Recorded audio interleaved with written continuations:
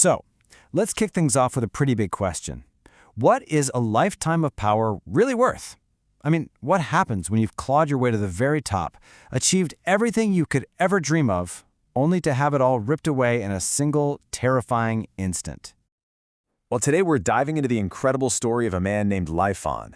This is a guy who reached the absolute pinnacle of mortal achievement, the envy of an entire empire. And then it all got wiped off the map, forcing him down a path of vengeance he never, ever asked for. To really get why his fall is so epic, we first got to see just how high he climbed. Our story begins at the absolute peak of this man's life. Okay, picture this. We meet Lifon on his 70th birthday. He's in his massive, opulent estate, holding a wine cup, and literally every important person in the empire is there to celebrate him. This is it, the culmination of a life lived to the absolute fullest. And his journey? It was nothing short of legendary. See, Lifon is what's known as a transmigrator. His consciousness got zapped into this world from another. He started out as a dirt-poor scholar with nothing to his name. But over 50 years, he maneuvered and fought his way up to become the Grand Preceptor, the most powerful man in the kingdom, second only to the emperor himself. So as he's looking out over this massive banquet, that's the thought running through his head. He's got this profound sense of completion. He has an amazing family, unbelievable power, and the respect of everyone. He basically won the game of life. Or so he thinks. Yeah, you know where this is going, right? Just as he's savoring this perfect, triumphant moment, his entire world is about to be violently interrupted.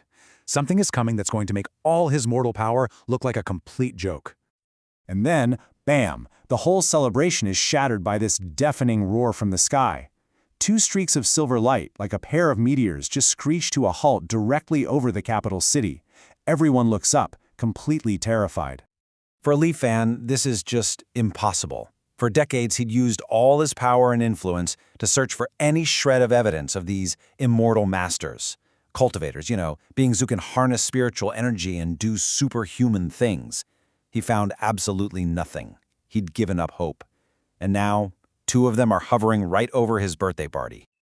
So what's their deal? Well, this isn't some classic good versus evil showdown. Not even close.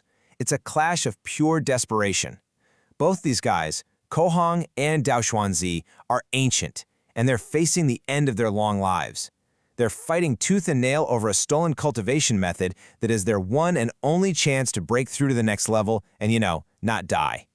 It's all about selfish ambition. Kohong realizes he's losing, so he pulls out the most horrifying trump card imaginable. He threatens to unleash a technique that will basically weaponize the life force of the thousands upon thousands of mortals in the city below. He's willing to sacrifice every single person just to create a distraction so he can get away. And the cost of this little immortal squabble? Absolute devastation. For the mortals on the ground, this wasn't some grand battle of gods. It was the end of the world. When Lifon finally comes to, he wakes up in a living nightmare. A giant crimson explosion has leveled everything. His beautiful estate is just a smoldering crater. The capital city is a hellscape of fire, rubble, and twisted bodies. It's said less than 1 person in 100 survived. And the personal cost for him is just staggering. It's not just the city, it's everything. His entire family, his wives, his children, all his friends and political allies who were celebrating with him just moments before, they're all gone. In a flash, his entire 50-year legacy was completely vaporized. So there he is, standing alone in the ruins of his perfect life. It seems like the end. But here's the twist. Lifon, the ultimate planner, has one last unbelievable secret. A trump card he's been holding this whole time. He's got this insane ability he calls Return to Truth. It's basically a cosmic reset button. He can turn his entire life, everything he just experienced, into a simulation and return to the very beginning, the moment he first arrived in this world, but with all his memories intact.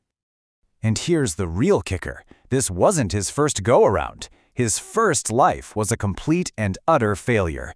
He only awakened this power on his deathbed. This whole spectacular 50-year rise to Grand Preceptor, that was his second attempt, armed with the knowledge of his past failures. And now, it too has ended in absolute ruin. But get this, instead of hitting the reset button right away, he shows his incredible resolve. He spends months trying to piece the capital back together and investigating the two cultivators, hoping they just took each other out. But the trail goes completely cold. There is nothing left for him in this timeline.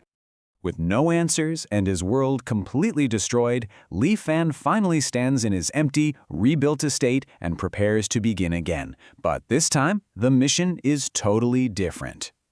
He has this soul-crushing realization. All the power, the wealth, the respect he spent 50 years building, it's all utterly meaningless. It's like a puff of smoke, a fleeting cloud, compared to the true cosmic power that those cultivators wield. So as his consciousness begins to fade and the world resets, his purpose has never been clearer.